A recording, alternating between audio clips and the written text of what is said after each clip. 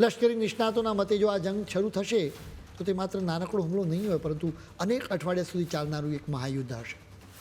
તમામ સંકેતો સ્પષ્ટ કરે છે કે ટ્રમ્પનું તંત્ર અત્યારે પૂર્ણ કક્ષાના યુદ્ધની એટલી નજીક પહોંચી ગયું છે કે જેની કલ્પના સામાન્ય લોકો માટે પણ મુશ્કેલ છે. ઈરાને નોટમ ઇસ્યુ કર્યું છે.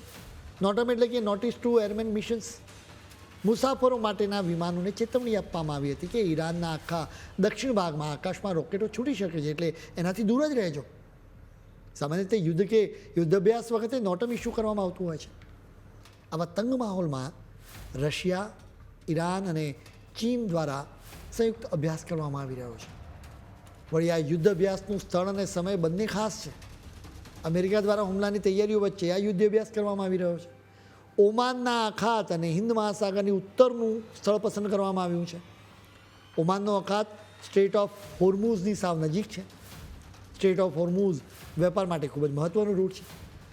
દુનિયામાં કોઈપણ જગ્યાએ ક્રૂડ ઓઇલ સપ્લાય માટેનો આ સૌથી મહત્ત્વના રૂટ પૈકીનો સ્ટ્રેટ ઓફ હોર્મુઝ સામેલ છે.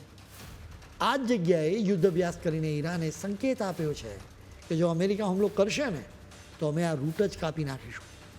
એટલું જ નહીં, ઈરાને બીજો સંકેત એ પણ આપી દીધો છે કે રશિયા અને ચીન અમારી સાથે છે.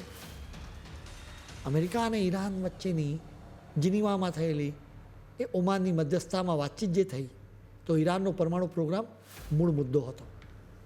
અમેરિકાએ કહ્યું કે તાત્કાલિક આ પરમાણુ પ્રોગ્રામ પર ફૂલ સ્ટોપ મૂકો.